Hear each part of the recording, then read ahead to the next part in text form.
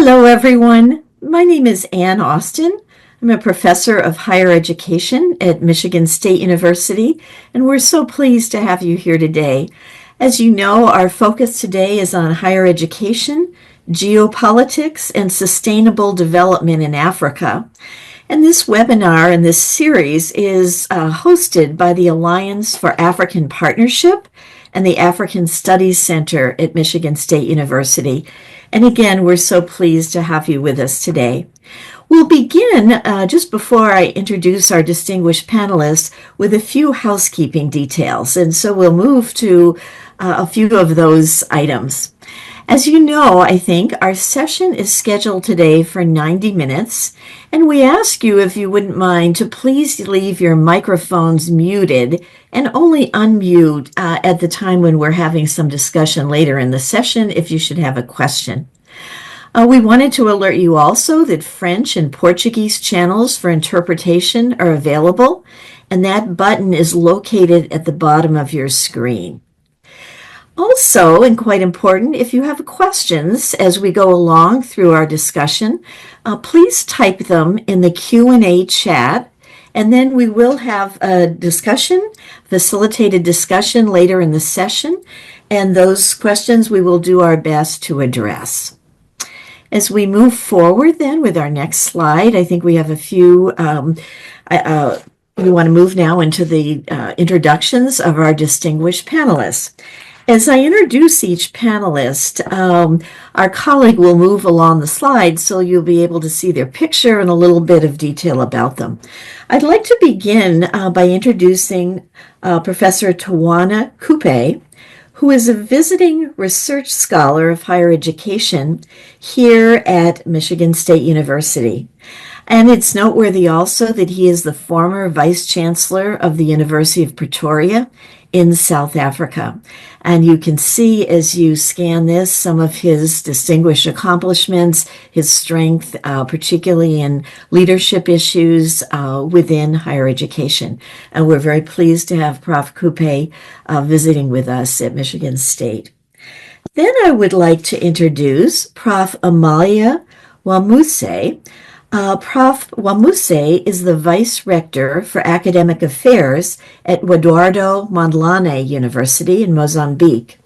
She, by background, is an organic chemist, and she's also focused on issues of girls' access to STEM education. And welcome to you, Prof. Wamuse. Could we move now, please, to Prof. David Norris? Prof. Norris is the Vice Chancellor at the University of Botswana. His own background is in quantitative genetics and animal breeding, and he's especially known for his work as a higher education leader focusing on innovative approaches to teaching and learning, research development and innovation, and administration and management in higher education. Welcome to you, Prof. Norris. And then our fourth panelist is Prof. Mwenda Natarangi from Kenya, where he is the Vice Chancellor at USIU Africa. He is a cultural anthropologist who's especially focused on issues of youth and popular culture and knowledge production. Prof. Mwenda, you are very, very pleased to have you with us also today. Thank you to each of our distinguished panelists. Now, as we get going, I'm just going to take a few minutes to frame our discussion for today and remind us, I think, of the context and a number of issues that we all know of, but will help focus us as we engage with our speakers today. As I think you know from the title of this session today, we're focusing on higher education in society, and especially focusing on the strategies for higher education institutions in Africa in this changing and challenging context. We know that higher education has a tremendously critical role in advancing equity, access, and sustainability in our countries. And higher education institutions are so important in both local and global development initiatives. Specifically, we wanted to mention and situate this conversation today in the fact that higher education institutions play a really critical role in achieving the UN Sustainable Development Goals. And today we especially emphasize Goal 4 on quality education, which emphasizes the importance of our higher education institutions in driving innovation, in fostering inclusion, and preparing our future leaders to tackle what I think we all agree are quite daunting global challenges. And to achieve these roles, some of the key issues that we just wanted to mention briefly for our African universities that we're focusing on today are advancing the commitment to equity in providing education for the full diversity of learners.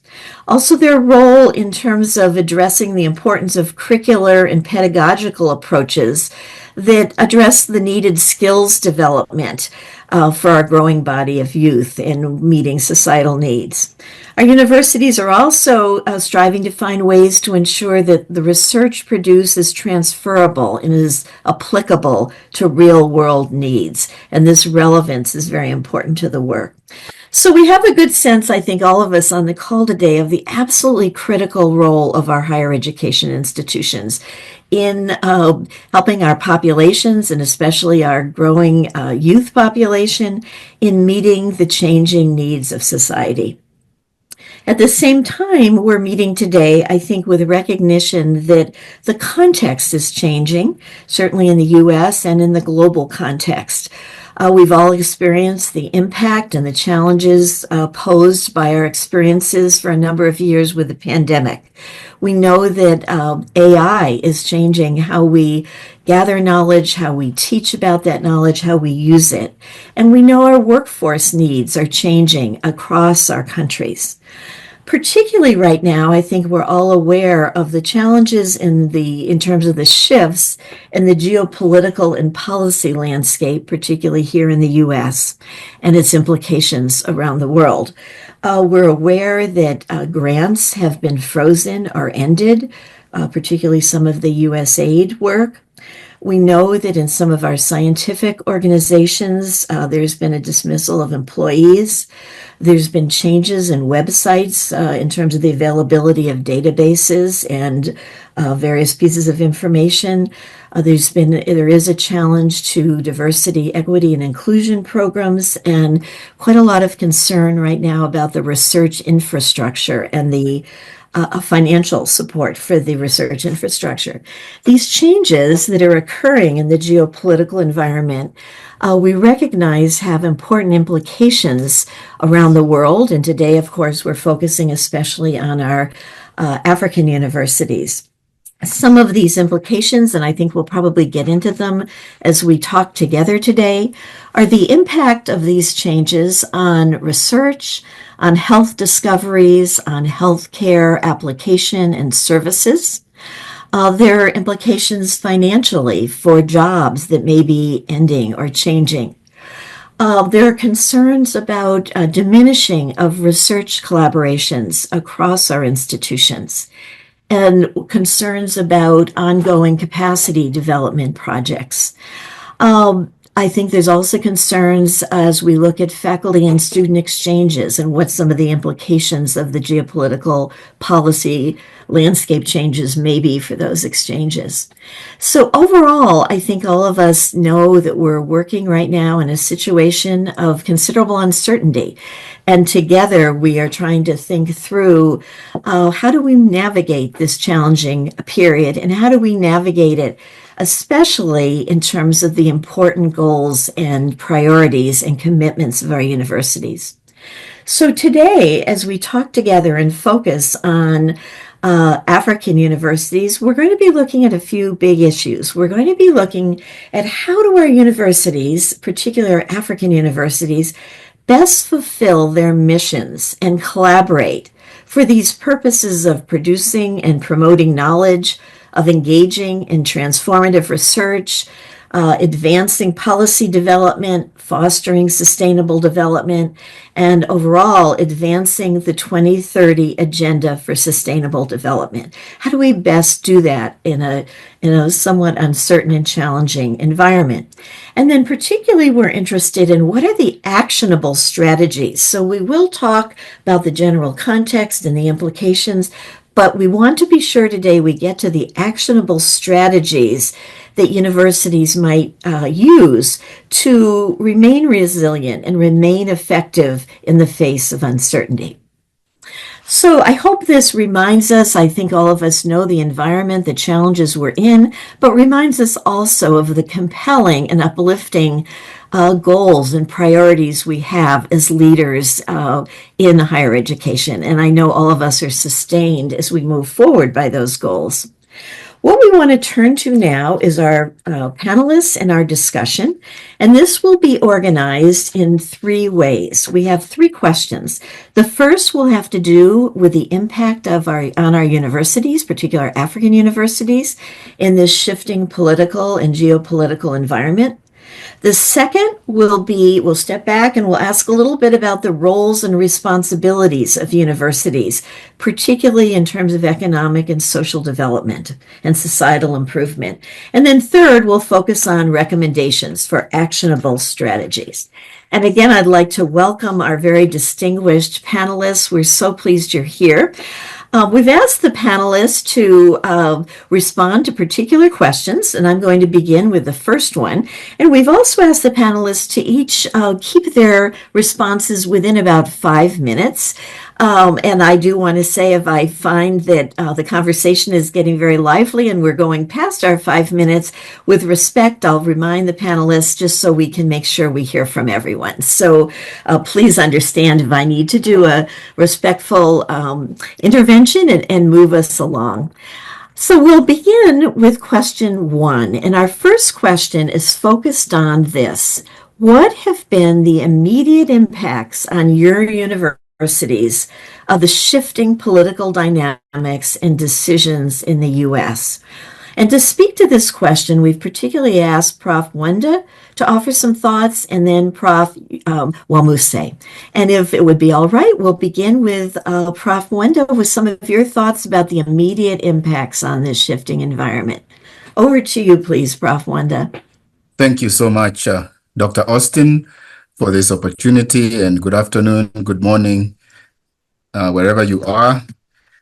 This is a very important question for us because I think the context we are entering in is almost a follow-up of what we saw during the COVID era, when so many of us in the universities were interrupted in the ways we knew how best to offer our education. But this one is a little different because sometimes we have always assumed resources will be there because we've had partnerships for a long time. And now there are shifts. And with those shifts, especially here in Kenya where we are operating, we are also seeing a tightening on the economy where, as an institution that is tuition dependent, we need our households to be able to afford the kind of education we are bringing to their students. And without that, then we have a challenge. I wanted to just mention that at USIU Africa, we are committed to quality education, but also enhancing diversity. We have all counties in Kenya represented in our student body. We have 43 African countries represented and 70 nationalities on campus. We also have a substantial number of differently abled people who we support through all manner of assistive technology so that they can get a good education. But we also noted recently, especially with the shift from the support that USAID has given to programs, we were part of one of the programs that was to work with technical colleges here in Kenya to support youth with employability skills. And that project of course, has been affected, and in that effect, we have lost 9 positions of our people that supported that program. Of course, the funds that were coming through us have also been suspended.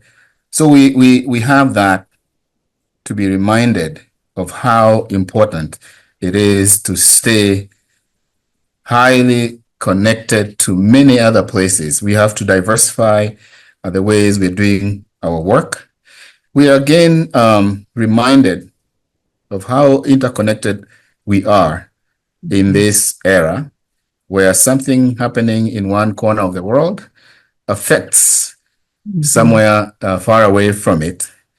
I think the goal now is to start to think of how do we build from whatever opportunities we have. And I think this is where partnerships are very, very important. It is an opportunity for us to say, I have one, you have two, the other one has three. How do we bring them together so that we can build and stop seeing each other as competitors, which is the common way in which we see other institutions as competitors instead of as collaborators. We're also learning something about the need to build our own structures that allow our research to keep going. We have a small research fund that we give to our faculty every year, and we're trying to see how best can we utilize that to spur other research that can come, other research funds that can come from other sources, so that it becomes like a seed pocket of money for those research projects that the faculty are involved in. We are also very keen on and making sure that our students are part of that research, and particularly pleased with the way in which we have involved students in problem solving through our innovation center.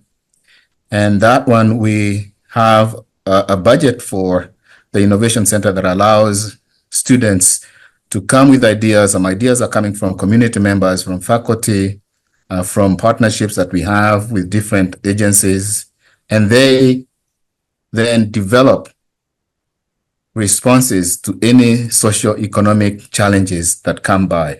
In that way, we are able to also show students that they can make a difference right here in the university before they step out.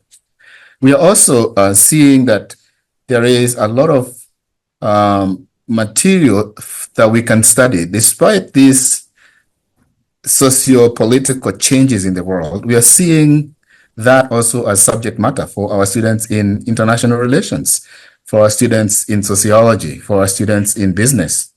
How do processes, political processes, and changes affect the way we think about ourselves as members of this global community, but also as members of a specific nation state? We are seeing a lot of thinking and questions, as well as debates about the future. And this is getting our students to think outside the box, so to speak.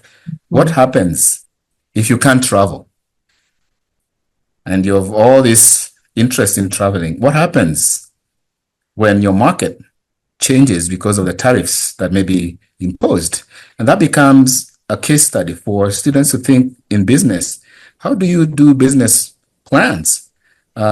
Taking those challenges to become also generators of the kind of work that we are looking for in order to make them also global citizens that are learning. I wish to go on, but I'll stop there for now, Austin. Wanda, thank you so much for those ideas, and also for saying them so succinctly and being attentive to our time. That was perfect. Thank you.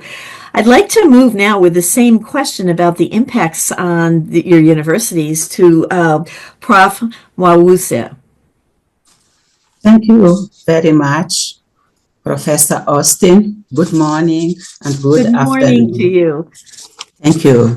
I wish to also thank the AAP for the invitation to participate in this dialogue.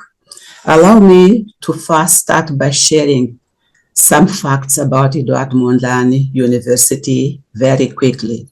Edward Mondlane University is the eldest university in Mozambique. It was created in 1962 during the colonial era. But in fact, It was after our independence in 1975 that it became a real public university, opening up its access to the Mozambican population, both in terms of enrollments of Mozambican students and also in employing Mozambican academics. Nowadays, with more than 30,000 students, 4,000 staff members, the university is the largest university in our country and is also a comprehensive university. It extends over 17 faculties and schools, 9 centers. Our partnership portfolio spans all over the continents and has been growing steadily in the last 2 decades.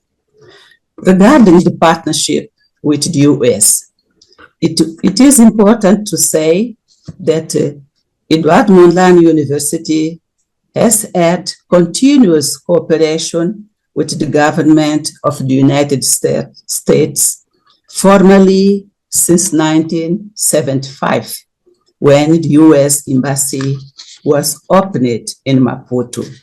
We know that before this and before our independence, there was already some support from the US to Mozambicans. During the last 50 years, strong partnerships with US universities and higher education institutions, governmental and non-governmental agencies, public and private organizations and foundations have been built. The aim of the collaboration has been to expand the access to educational opportunities, broadening professional, scientific, and cultural exchanges between academics and students of both countries in a variety of areas that includes arts and social sciences, health, natural sciences, education, economics and management sciences, agronomy and forestry, ICT and library. Our data indicate that during these 50 years of collaboration and through different programs and financing mechanisms, around 500 students and lecturers studied for a degree or attended short-term courses in the United States. And also, some of our lecturers have been regularly invited to teach at American universities, mostly supported by US financing mechanisms. On the other hand, Edward Mondlane University has hosted more than 100 American academics and students in Mozambique. This cooperation, based on common approaches and aims, has helped strengthening Edward Mondlane capacity building in research, extension, and training, particularly with particular emphasis in postgraduate program.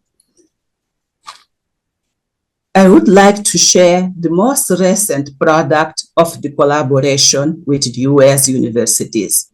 This was the creation of the career development centers in 3 higher education institutions in Mozambique, namely Edward Mondlane University in Maputo, Pungwe University and Polytechnic High Institutes, both based in Maputo, in Manica province, in collaboration with Michigan State University under the support of the USAID. Through these career centers, the 3 institutions offer training and employability advices to students, preparing them to enter the job market and create ties between the university and the private sector, especially through job fairs that started in 2023 and take place yearly in our campus. This is an innovation that responds to the need of providing young people with so needed soft skills to help them face the labor market in societies where youth unemployment is an enormous challenge.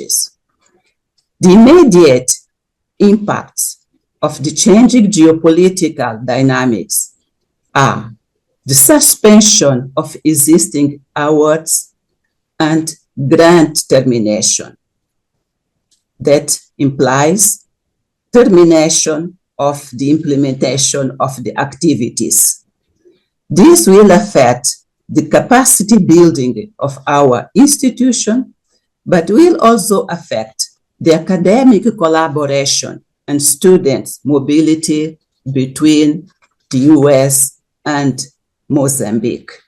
At the end effect, it will limit our capacity of advancing higher education in fulfillment of the objectives of the SDG 4, quality education for all. Based on our long-term collaboration with the US, government, institutions, and organizations, established on shared goals and shared interests and mutual benefits, we hope that we will continue working in close collaboration with all partners to face any global or local challenges together. The initiatives have always adapted to changing priorities of the countries, addressing contemporary challenges in education and development. But we hope that this time again, we will be able to face these challenges and continue working together. Thank you very much for your attention. Prof. Wamuthi, thank you so much for those thoughtful comments. We appreciate learning more about the partnerships and your thoughts about the impact. Thank you.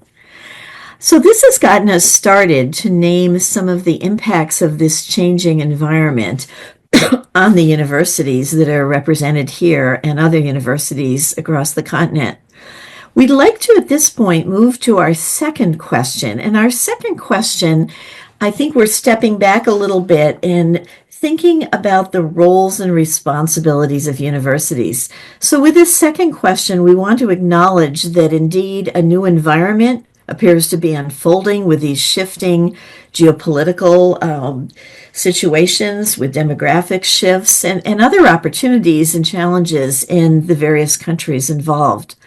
So the question is, within this very dynamic and changing environment, what do our panelists see as the roles and responsibilities of universities? So we're looking at the overall roles and responsibilities of universities as they contribute to economic and social development and societal improvement. What is the responsibility of our universities to societal improvement and economic and social development? So again, we'll have two of our speakers addressing this question, each using about 5 minutes of time to do so. And we'd like to begin with Prof. Coupe as the first speaker in response to this question. Prof. Coupe, welcome to you. Thank you so much for being here. Thank you, Prof. Austin. I'd like just to start by saying I just edited a book on SDG 4 and quality education focused on higher education, which was published in December. Much congratulations to you. I think that will be a wonderful contribution. Thank you so much for highlighting that for us. Yeah. Why the reason for this book, I think, relates to some of what you said in your introduction, but more specifically, that if you look at the text of the SDGs as formulated by the UN, higher education is only mentioned once. And the fact of the matter, as we argue in the book, is that you cannot achieve the SDGs without higher education. But the simple reason that higher education, if you like, basic and primary education is foundational. However, higher education produces the knowledge, skills, innovations necessary for sustained, not just sustainable, and sustainable development. Because remember, education is a long-term thing. It's from early childhood development and to lifelong learning, which SDG 4 actually does say. And this happens, as colleagues have just said, in a changing geopolitical context and demographic shifts, actually the text of the question says. Now, let me just add that it's important, of course, to see the demographic, the geopolitical shifts in relation to what's happening in the US. Let's not forget that in the last 10 years, there have been other geopolitical shifts. The influence of China and Russia, particularly in Africa, has also contributed. Some studies show that a large number of students now study in China than in Europe, Canada, and the United States from the African countries, because China provides certain particular loans. So for me, I like to put it in a singular statement if I can. What are the roles and responsibilities of universities offering higher education? I would say positive, transformative, sustained and sustainable, contributing to sustainable development over the long term. And I think it has to be positive and it has to be transformative. Why transformative? Because in the African context, you're also talking about a long history of colonialism, long history of imperialism, the legacies of slavery and all of that, and education systems that have not always been contextually relevant to the environment. So the roles and responsibilities of African universities, therefore, is to engender transformative change for the long term, and to do that by providing quality education, contextually relevant, but also comparable to the best in the world. If you don't do that, what has happened is that brilliant students and brilliant academics will move out of the continent to go and study elsewhere because they don't think that the skills and potential, the education and potential and skills they need will be provided by the educational systems that they have. So, most precisely to the question, is that, of course, universities must contribute to sustaining existing economic activity in the broadest sense of the word, from small enterprises to, big multinationals manufacturing. Africa has suffered deindustrialization, and Africa tends to actually to have low levels of industries that export raw materials, and then be subject to geopolitical shifts of trade arrangements and differences in trade arrangements. And most are not favorable to Africa, whether it's Russia, China, the United States, or Europe in general. So, and also, I think universities, through innovation and knowledge, through cutting edge research, the responsibility to push innovations that address pressing issues in the African context. Let me, I think, perhaps concretize it more by saying that youth demonstrate some of the demographic shifts in Africa. Let me give you numbers. 70% of the youth in Africa are under the age of 30. That in South Africa is 33.1%. But in South Africa, if I can pick one just country, because that's where I've just been working and living, is that 45.5% are unemployed. That is a tragedy. That is a human tragedy. And it's higher in many African countries and across Africa. So what is the role of the university in that regard, given the broader societal responsibilities that are aligned? I think is to offer a quality education, again, contextually relevant, but equal to the best, but also that education must be embedded community engagement, because universities cannot be ivory towers separate from their context. They must engage with the context. But also, when I was vice chancellor at 2 universities at least, we pushed 3 things that are important for a 21st century education. That students must be prepared for work, so we're ready for work programs. This is not the same thing as saying that education must be tailored to the needs of the specific needs of the market. No, education must be broader than that. Critical thinking, analytical thinking, appreciating diversity is not a narrow workplace need, if you like. So second, Ready for Work was a program that we tried to embed as best as possible. As you know, in universities, these things are uneven. Then we also had a free online entrepreneurship course, because I think that in the 21st century, we must admit that students, while we are not preparing people for specific companies and sectors, it is also true that the route to benefiting from education is not just through employment, it's to creating employment yourself. It might not be immediate, it might be later in life. So entrepreneurship. Then finally, I think I've run out of my time. My last sentence is that this required an inter and transdisciplinary approach to delivering higher education. Finally, I think what we also did, I launched in 2021 a Center for the Future of Work, which combined all of those things with the participation of industry, the public sector, and civil society in understanding how technological transformations and disruptions, because that's another factor, geopolitical, demographic, but technological shifts and disruptions require new skills, but provide an opportunity for new pathways towards sustainability. Thank you so much. That was very thoughtful and inspiring and gives us a lot to consider as we go forward. Thank you, Prof. Coupe, very, very much. And now the same question about the roles and responsibilities of our universities in this context. We want to turn to Prof. Norris and hear your thoughts, please. Thank you very much. Let me say that I don't know whether my picture is showing. It doesn't seem to be showing from my end.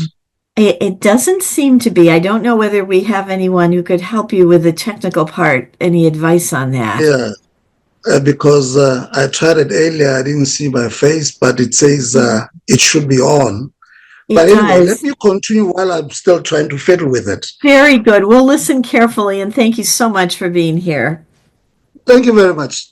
Let me just say that Prof. Coupe has ably responded to that question, but I think I'm still able to say a few things in addition to what he said. For me, the building block or the fundamental question is, as universities in Africa, our lecturers are aware of the SDGs. That's a very basic thing. Are they aware of it? Are they even aware of the African Union Agenda 2063, for instance, the aspirations and the goals? Because SDG 4, as Prof. Coupe has already highlighted, it really talks about inclusive and equitable quality education. That's one thing.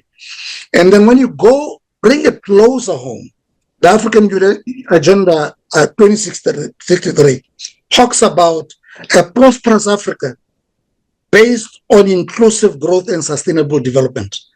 And the goal under that aspiration says well-educated citizens and skills revolution underpinned by basically higher education, by science, technology, and innovation. The fundamental question, if I may repeat, is, are we aligning ourselves, what we do in our universities, are we aligning our academic activities with those aspirations of the UN, of the AU, with the SDGs, for instance?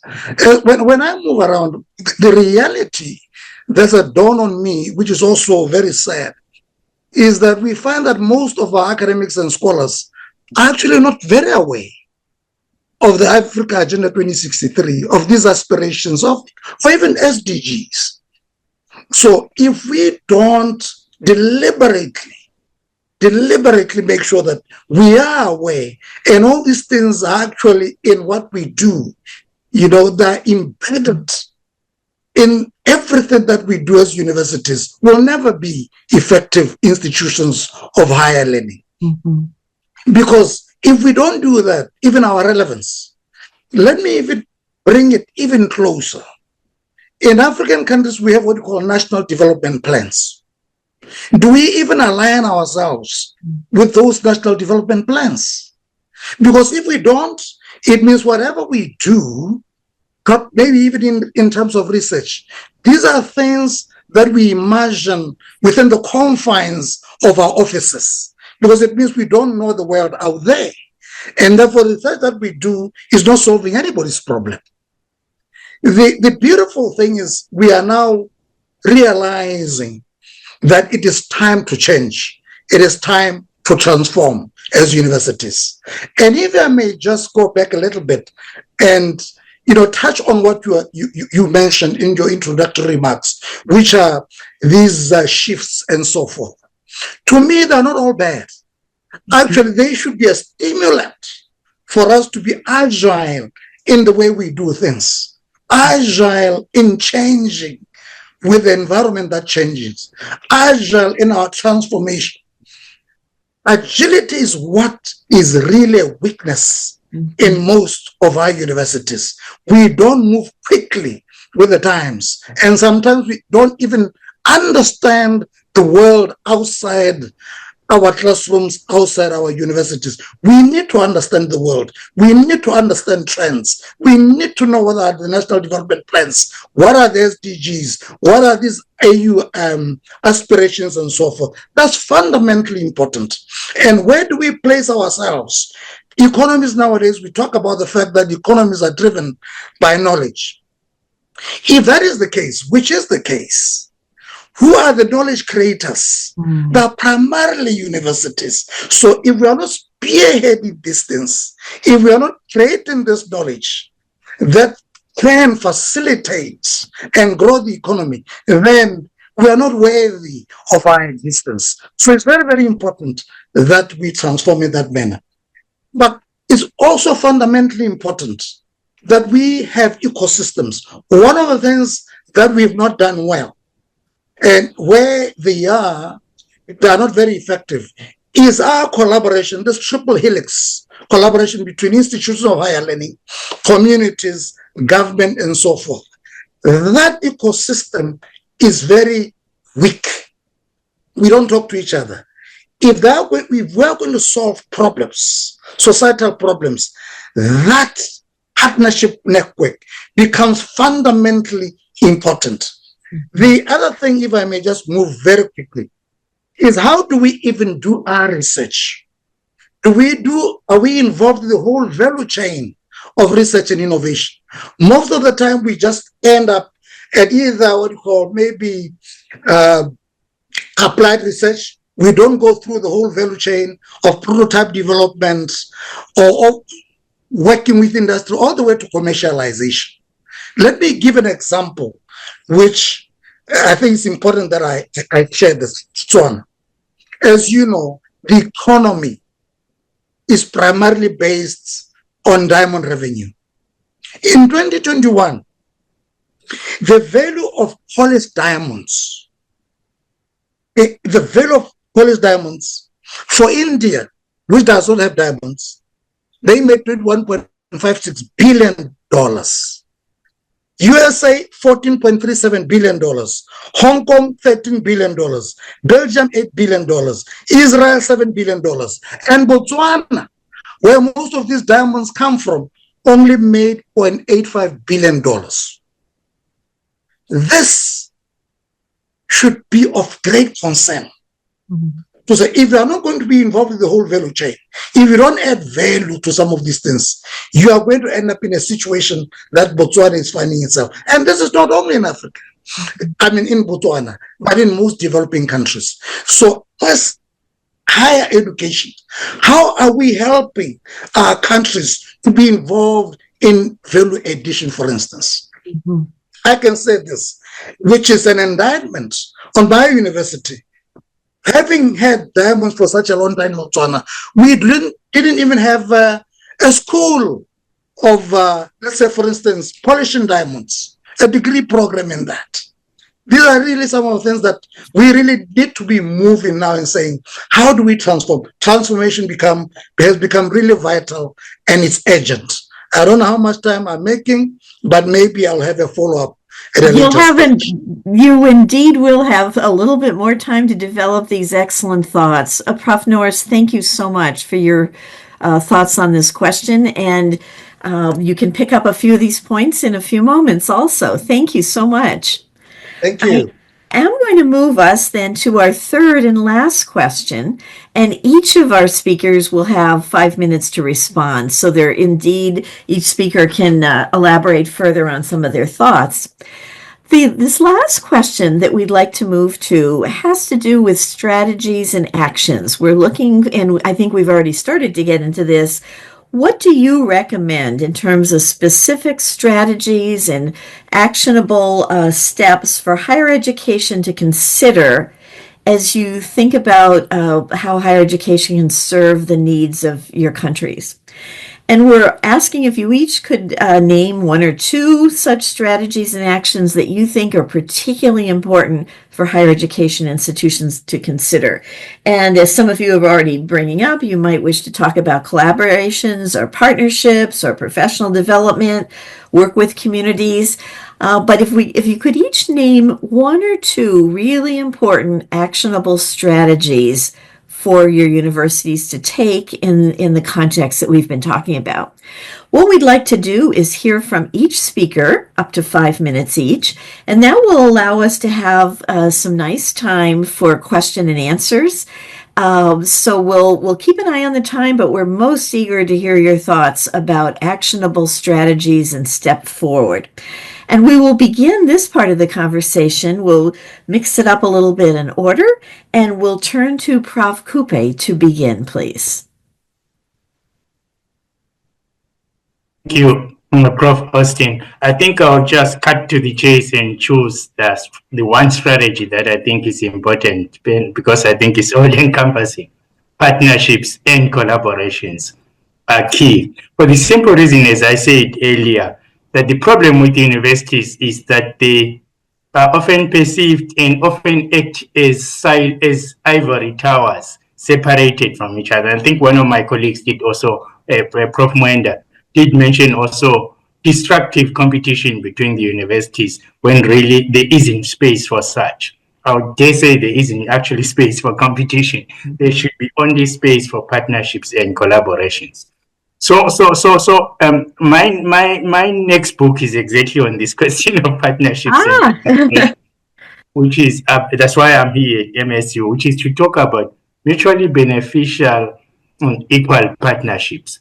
And but the partnerships and collaborations I'm talking about is not just between universities. I think that is a fundamental error to think of them as between universities. Yes, they must be. It's the anchor, but it's not the only one. So let me start at a lower level. One of the partnerships and collaborations actually should happen inside the university, which is removing disciplinary silos, which are also, in my view, quite destructive, actually.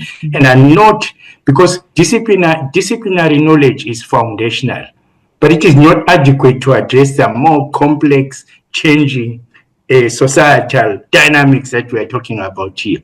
Only, in my view, multidisciplinary, interdisciplinary, and transdisciplinary work is equal to the challenge of attaining the SDGs, which themselves, although they are numbered 1 to 17, 17 is partnership for the goals, but the 16 are actually interrelated. No SDG stands alone. You can't address poverty without addressing questions of hunger, questions of quality education, and so on and so forth. So I think removing or destroying disciplinary silos is important for the university to adopt an ethic of collaboration and partnership. Next, there must be in-country collaborations. Too many universities in Africa think that collaborations is when you do it with MSU. You should start by collaborating with the university within your own country. And so then, as a consortium of universities, perhaps then now approach MSU. There's nothing wrong. I'm not saying there's anything wrong with one university just going to MSU. But I say there's better strength, better mutuality, better coordination, greater impact. African universities collaborated with themselves and collaborate. You know it in the US and in Europe, where I know a lot of colleagues there. Many universities in the UK have consortiums by region. And then those consortiums might then actually collaborate with consortiums in the US and so on and so forth. So that, I think, is fundamentally important. And then, of course, the mutuality and the mutual benefit is what are we trying to do in the collaborations and partnerships? I think is to enhance the environment for producing that education and skills, knowledge and innovation we talked about. But also collaborations and partnerships acknowledge that we live in an interconnected world. And COVID showed us that we were in an interconnected world. And it's just one example, but it was a dramatic one. It stopped everything and everyone and revealed our interconnections. So it's very important, therefore, that universities in those parts of the world that are better resourced, have greater experience, and have a longer history, like MSU, collaborate with universities that do not have such a history, not the same levels of quality, not the same levels of resources, because the ultimate aim is to save our humanity and our planet from the complexities of the 21st century, and therefore to achieve the sustainable development goals. Then so I also found out that when I was vice chancellor of the university, that what was important also was the university to collaborate with industry, communities, and partnerships. So for the time I was the vice chancellor, the enrollment was around 56,000 students, and 33,000 students were engaged in community engagement or social engagement, embedded in their curriculum or in their research projects, plus voluntary work. And I think we must be very careful that voluntary work is not taken as the sum and total of community engagement. It must be embedded in the education and in the research. And second, that it mustn't be us going to do things on the community. It must be us working with the community to co-produce solutions to their problems. So I reached a point during COVID where I wanted every school to have an advisory board constituted of members from various sectors of society, government, business and private sector, civil society, and so on.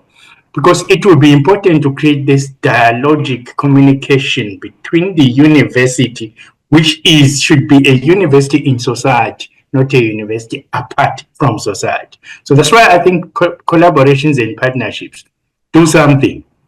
I reimagine the university as a societal actor and in society, not out of society.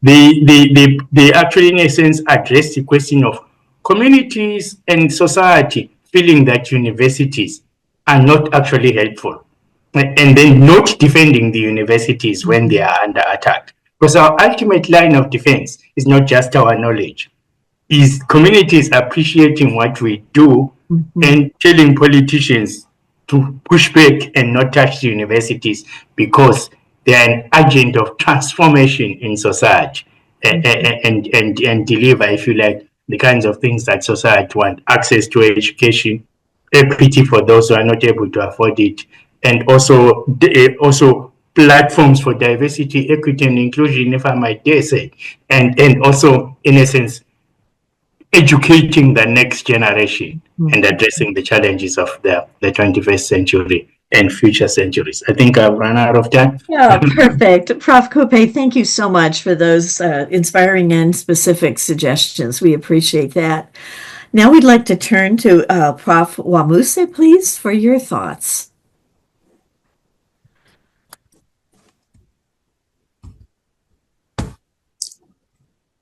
Thank you very much. We're glad to hear your thoughts now. Thank you, Professor Austin. Are you able to turn your... I am trying to turn Yeah, I it. know, it's so hard sometimes. It's not working. I don't know why. I'm sorry. We can listen carefully again. But you can listen. We can hear you. Yes, now. Oh, there you are. Great. I'm there. Thank you again. I think Professor Cooper talked about some of the strategies and actions that I would like to elaborate a little bit on. Strengthening partnerships, both national and international ones, seems to me very important because partnerships foster mobility of academics and students and enables achieving high quality scientific productivity as well as transferable knowledge across various areas. This can be used to respond to the country's needs. The results of such kind of research can be used to respond to the country's needs. But besides the partnerships within universities or higher education institutions, I consider that building partnership behind academia is also very important. And here I would like to mention building linkages with the productive sector, the industry, the agriculture, business, and services. Also, creating public and private partnerships in a win-win position have the potential to improve services, to address social challenges, and drive economic development, and also to provide financial resources. Among these partnerships behind academia, I would also like to mention the engagement with communities. As you may know, Mozambique is severely affected by climate change. Every year we have floods, we have droughts, we have extreme conditions, and this situation have social, economic, humanitarian impacts. So the universities should engage with communities to directly contribute to improve the lives of people. I shall mention one example. Eduardo Mondlane University holds one of the Oliver Tambo research chairs, and our chair addresses working with the communities on ecosystems for arid and semi-arid zones that are heavily affected by climate change in Gaza province. This chair helps them with science-based solutions to increase the community resilience. By so doing, we are responding to some of the very important needs of our people. The last but not least important engagement that I consider is to mobilize the commitment of the government to provide resources for the universities to promote knowledge productions, enhance quality, and improve social responsibilities. You may know that in 2007, the African Union countries committed to invest at least 1% of GDP in research and development. According to a UNESCO report, across sub-Saharan Africa, the average share of GDP devoted to R&D was only 0.4% in 2015. This means 8 years later. And for Mozambique, the R&D spending was around 0.3%. Our institution, Eduardo Mondlane University, intends to be a research-intensive university and promote research to respond to the needs of our country. So what we intend to do is to present to our government specific programs or proposals and offer our expertise to find a solution to concrete, jointly identified problems in priority areas of the country's agenda. And thereafter, thereafter discussing the specific financing mechanisms. To sum up, Professor, our strategies are strengthening partnerships, engaging with communities, develop public-private partnerships, working with the government to improve cross-sector in priority areas and improve cross-sector collaboration and resource mobilization to fulfill our mission. And by so doing, to respond to the local needs and global challenges. Thank you very much. Professor Wamuse, thank you very much for those also very thoughtful points and helpful points. We appreciate them. Prof. Norris, could we move to you for your thoughts about actionable strategies? Yes, thank you very much. I have a few. One, I would say we can support entrepreneurship. You know, the demographics that we talked about earlier, the situation that Prof. Kupe highlighted about unemployment rate amongst young people. The same thing I would say is in Botswana. High rate of unemployment. But the reality is this, these young people are really talented. These are highly talented young people. And I think in most of our developing countries, we've failed to provide a nurturing environment for them to excel. This talent that they have, we have not leveraged on the talent these young people possess. We fail to provide things like innovation hubs, for instance. It's key that we set up innovation hubs where these young people can really come out, do things, create things, innovate. This will also provide entrepreneurship. The small innovation hub that we have at the University of Botswana is already showing great promise. We see a lot of very interesting innovations coming out of it.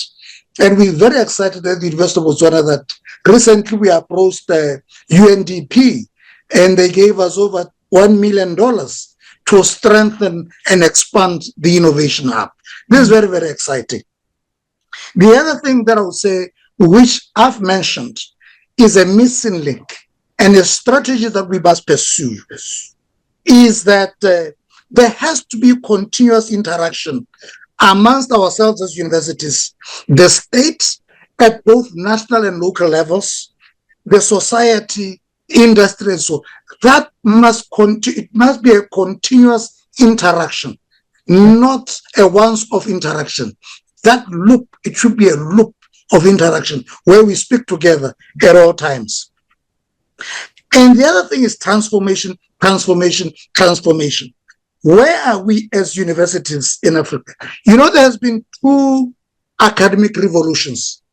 We had the first academic revolution where universities in what you call first generation universities, they were just transmitters of knowledge. And then there was a transition to what you call second generation universities, which were not only transmitting knowledge, but they were also doing research.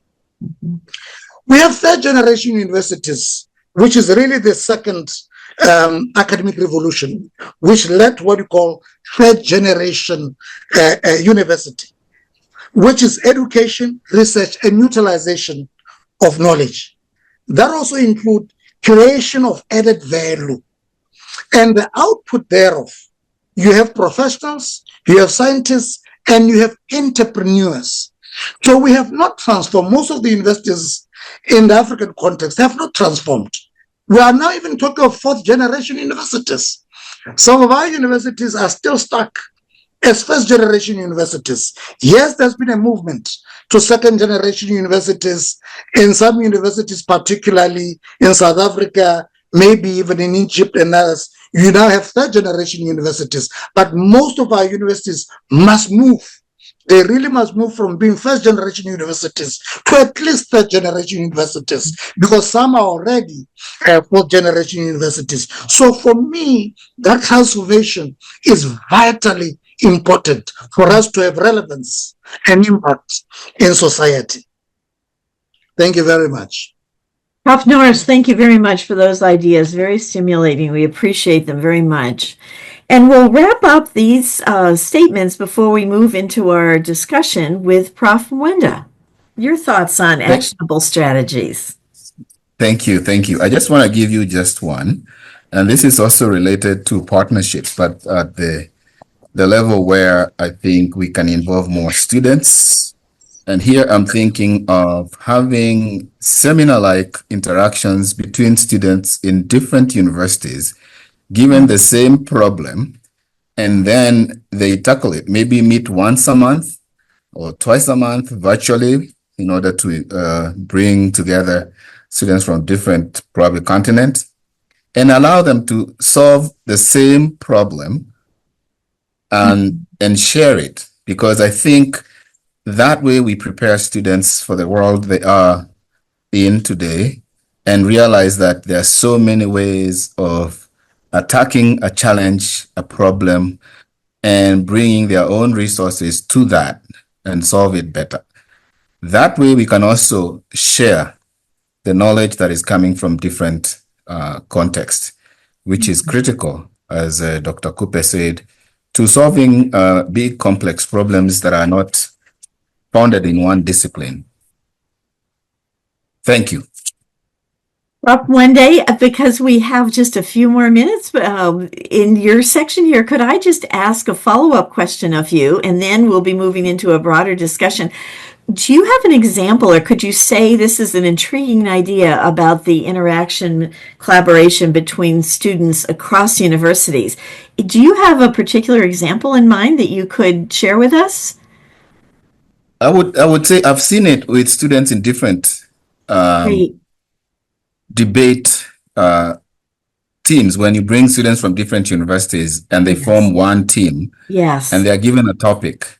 Maybe the UN team that is representing Myanmar as a country, and they have a problem. And I'm thinking that can also be translated into a problem within any institution or discipline that then is allowing them to bring together thoughts from different contexts, different disciplines that change that. That especially, and we've tested it with our students in the incubation and innovation center, where we bring people in political science to work with people in IT, to work with people in business, and to give them just one problem, and they all bring their ideas. But I think I would also want to see, can we expand that outside our own countries? Yeah, that's wonderful. Thank you. And thank you for just telling us a little bit more about that. Wonderful thought. Well, first, let me thank each of our panelists for their very stimulating ideas.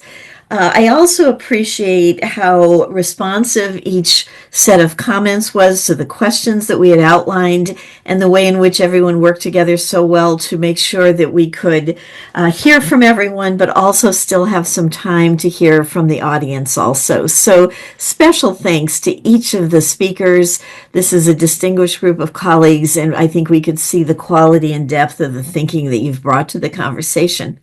At this point, I'd like to hand the chair role over to my colleague, Amy Jameson, from the Alliance for African Partnership. And Amy is going to help us by facilitating the question and answer period. And I'm going to be doing some listening so that at the end I could highlight some of the themes that emerge. So special thanks to everyone, and I'd like to hand it over to my colleague, Amy. Thank you, Anne. Thank you so much for wonderful moderation, and to the panelists for really insightful thinking. I've got scribbling notes here on the side of, if we don't have a number of questions that come in, I've got lots of questions to pose to the panelists. But we have a few questions that have come in, or a few comments that I wanted to highlight. We have a couple questions from a PhD student at Makerere University, Uchis Ngoto Gichoro. I'm sorry if I mispronounced the name, but I think the first question they're asking is about the historical role of African higher education institutions in this broader debate. Coming from the foundation of the universities, I'm just elaborating on the question a bit, I think, but coming from the foundation of African higher education institutions, how they were founded. And I think that Prof. Norris was talking about the different generations of universities, the first generation up to the fourth generation. Maybe I can turn it to Prof. Norris to elaborate a little bit more on, how the history of African universities have led us to the place we are, and then where that how that formulates us moving forward. So Prof. Norris, do you want to jump in on that? And maybe I will ask Prof. Coupe to take that question as well. I'm just picking and choosing. Prof. Norris, are you there? Oh, there might be an issue. So Prof. Coupe, you want to come in and then I'll see if he can come in after that. Okay, yeah. Thank you. No, interesting question. As you know, African universities, and Makerere is a great example. Makerere produced some of the top leaders on the African continent that fought for independence. There used to be a trilogy called Makerere, Nairobi, and University of Lagos. But remember that those African universities often started as colleges of the University of London. Mm-hmm. But they had the responsibility and role to educate, what became a small African elite, which became part of the leaders of the independence and nationalist struggles. So a very, very important a role in that regard. But still, as being colonial appendages, if one might put it that bluntly, the curriculum also did not foreground African knowledge systems and African knowledge, and often, in a sense, set up Europe as the living example of how you should create a new society. Whereas actually those European countries were also, if you like, colonizers of the African continent. Post-independence, there was an opportunity, of course, to break that linkage. But that did not necessarily happen. There were two challenges. Post-independence African nations needed to widen access and provide equity to higher education, and to create an educated, skilled elite, if you like, for the civil service, for the economy, and all of those. So the focus was very much undergraduate education, but the curriculum was still very much, if you like, tethered to Europe, or Eurocentric, and as young radical scholars and young students, especially where I come from, like to call it. But there were changes. University of Nairobi, for example, was the first to break with a literature curriculum that was just English literature into world literature, and was also connected to a department that was very active in communities. Professor Ngugi wa Thiong'o, one of the most celebrated African writers, was head of department at the University of Nairobi's English department, which they transformed into the Department of Literatures, and also they actually did, awareness raising, advocacy, community theater with communities in Kenya and so on. But fast forward, the problem is that what then happened is that these universities, despite increasing numbers, were not allocated the budget and funding that was necessary to take care of the numbers. And remember, political upheaval soon took over. In Uganda, particularly, as you know, Idi Amin took over. And that period of military coups, military dictators, one-party states, did not bode well for the development of universities. And also fast forward, in the 1980s, the World Bank came in also to say African universities should focus on undergraduate education. And that deprived those universities of developing a postgraduate education and research as well. And that is why you find African countries dependent on research from elsewhere, and not actually generating the research, and not talking in the manner in which we are talking today.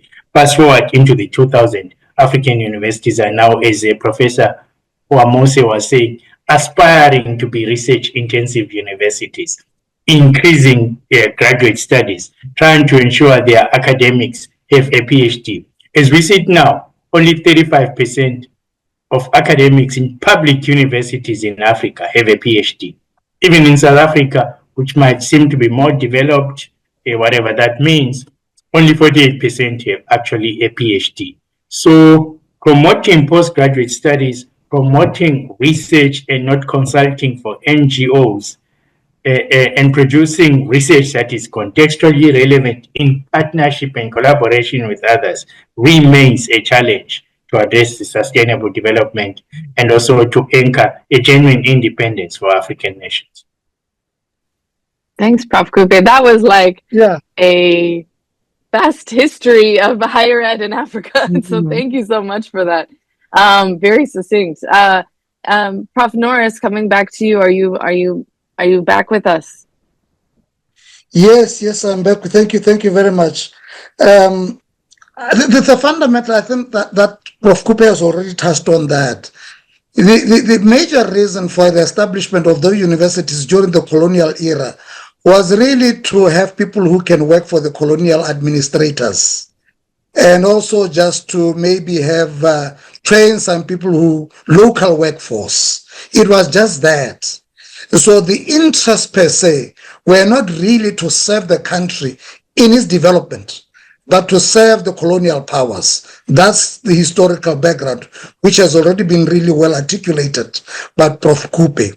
But the reality is, I mean, even when you look at the curricula and so forth, it was just mirroring, it was just a mirror or reflection of universities from the West. Now, the fundamental thing is, which I said earlier, is that we've never really moved quickly from that era and transform into universities that serve the people of Africa. Thank you. Thanks, Prof. Norris. I think that you highlight that critical issue as well. I want to move now to, there's a comment in here by Ketumetse Paul Matabele, sorry, my pronunciation. But he says, I'm a deputy school head in one of the junior secondary schools in Botswana, and very passionate about partnerships. They even advocated for the establishment of the Office of Partnerships within the Ministry of Education in Botswana. But I want to talk about, how higher education's impact is in the context that you're talking about and the types of partnerships on the broader educational system from primary, secondary, and beyond. So maybe I'll ask Professor Uwamuse to come in on that, and then after that, Prof. Ntarangwi. Just looking at partnerships, not only with external partners, but also in the across the educational system. Thank you, Dr. Anne.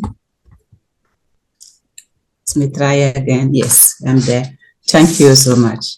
Yes, as highlighted by all panelists, partnerships are very important. And in our case, Edward Mondlane University, we do really partner not only with higher education institutions, but also with undergraduate, with schools and technical and vocational education institutions. We have such kind of partnership. We also have a faculty of education that provides training to educators for the secondary, primary schools. So, and just to share with you that our new government has now joined the two ministries. The Ministry of Higher Education, Science and Technology is now together in the Ministry of Education and Human Development. So I think that through this alliance, so to say, the partnerships between higher education institutions and the secondary, primary education institution, as well as the TVETs, will be strengthened. But we are already doing collaborations with such kind of institution. Thank you. Don't know if I answered to your question, but it is what I have to say, that yes, we do. We have such kind of partnerships. No, thank you so much, Prof. Prof. Ntrongwi. Yes, thank you, Amy. We're talking about the pipeline where we are preparing students who will end up in the university at a very early age. I think one of the things that I've seen work is to have some of the programs happening in secondary schools become starting blocks for what they can do in the university. And one of the things we've started doing is having a partnership with one of the schools close by to us, where students are doing work around technology, AI, coding, and now they're saying we've gotten to this point. Where do we take this work? And that has been an exploratory work that we want to see. How do we engage them, whether they come to our university or not? We want a population that also can do things for their own communities. And so that's something that we're exploring. The other one is having those communities projects that Dr. Kupe talked about, where we are co-creating with schools some of the projects that also serve their communities around them. For instance, when we talk about crime, and we have something within our criminal justice department, how do we combine that with working with schools that are already located in places where the kids are experiencing the same kinds of challenges? That in itself allows them to see that this is something that we can study, this is something that we can understand systematically through what the university is doing, and become aware. Some of them will want to know how can they even study this as part of their understanding of their community. I think that connection is very, very important. But most of the time we've seen that universities tend to be very aloof, and they stay away from primary schools, secondary schools. I think it is something we need to encourage ourselves and our colleagues to make that connection, that pipeline very, very strong. Thank you. Thanks. And I know we are running low. We have like 3 minutes left of our question and answer time. Do you have enough time for another question, or should we move on? I don't want to keep people too long. You could probably do one more if it's a short one. We might just have time for a question and one response. Sure. There's a question here about, I don't know if it's a short question, but Barbara Simmons asks, as the Dean of International Education at St. Tubman University in Liberia, she coordinated having architectural students from Howard, Morgan State, and Tuskegee universities interacting, and so wanted to ask a question about the interaction between the African and African American students. Is there opportunities? And I'm asking this for a strategic reason, because AAP has a program we're exploring with African Studies Center and Outreach and Engagement here at MSU on collaboration of HBCUs and African institutions. So do you see opportunities for tapping into that diaspora to support the work that you're doing at your own universities? And I guess I'll just open it up to whomever would like to jump in on that question. And if no one jumps in, I will call. Well, if I may. Kupe, yeah. Yeah, huge opportunities. In fact, there's some interesting questions also on the web chat, but we don't have time. But one of them can be answered through this. It's part of the strategy, I think, to decolonize African knowledge is also to think of the African diasporas, including the Caribbean. Because remember that the African Union has declared the Caribbean the 7th region of the African continent. And I think that's very, very important. I jumped into this because it reminded me of something that always confronted me when at the 2 previous universities I worked in, collaborations and partnership, that the mindset of many people was collaborating with Harvard, MSU, but Harvard University, MSU, and others, but never thought of Spelman College or Howard University and others. And I tended to say to my colleagues, we must broaden our mind about the diversity, the rich diversity of universities in the US, if it's the US that you are actually focusing on, because there is a great opportunity for mutual, historical, and ongoing learning. It doesn't mean, by the way, when African universities collaborate with diasporas, that is to the exclusion of MSU or Harvard. What we need is to be triangulating all of these partnerships and collaborations. And also for African universities to be thinking of Latin America, where there are African diasporas, Brazil, all of those countries. And also to be thinking about what is called the global south, to be thinking about India, Southeast Asia, and so on. And at the same time, thinking about how do you triangulate in such a way that you can have Chinese universities, European universities, American universities, and African universities. Because that way we get a genuine global sense of the world, if you like.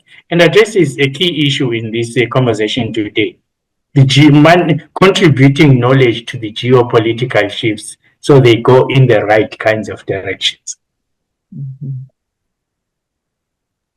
Thank you. Yeah, that connects up quite nicely with what we were discussing. If there's any last word from anyone, I'll come in, but that kind of ends us right at the right time. Amy, did you want me to give a moment or two in our last couple minutes here? Yep, it's just getting ready to turn it back to you, great. Anne. I just want to encourage those who are on this call to check out the work that AAP is doing on our website and through the AAP Bridge, because this is an area where we will continue to advance, and we want to continue those discussions with all of you. Thank you all for the questions that were put in the chat and the Q&A. I wish we had a lot longer time to address these. It just shows we might need another dialogue in the future to discuss these. So thanks, Anne, and I will turn it back to you for kind of consolidating our last thoughts. That's terrific. Thank you so much, Amy, and to our speakers. Yes, in the last remaining just couple minutes, I thought I would just highlight a few of the themes that we heard today. I was really quite excited in the discussion about the roles and responsibilities of universities, and particularly universities in Africa, but I think they really apply to universities here in the U.S. also. We heard about the notion of sustained and sustainable education that is focused on transformative development. And as we talked about that, and I think that was a theme through the conversation, we were reminded that there's sometimes a lack of awareness of the sustainable development goals, and that it's important, particularly our speakers were saying in their universities, for the faculty, for everyone involved in the university to understand those goals and to understand them with a sense of commitment to agility in responding to them. That the role of the university in being sustained and sustainable in terms of education involves understanding those goals. I also was interested when we were talking about steps forward. I heard several interesting things. One had to do with lots of discussion about partnerships, and I was intrigued that we did outline a variety of types of partnerships.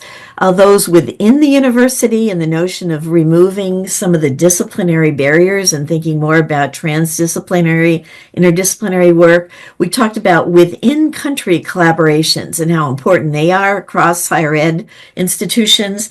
We talked about across the world collaborations, and then collaborations with other sectors, with industry, companies, businesses, schools.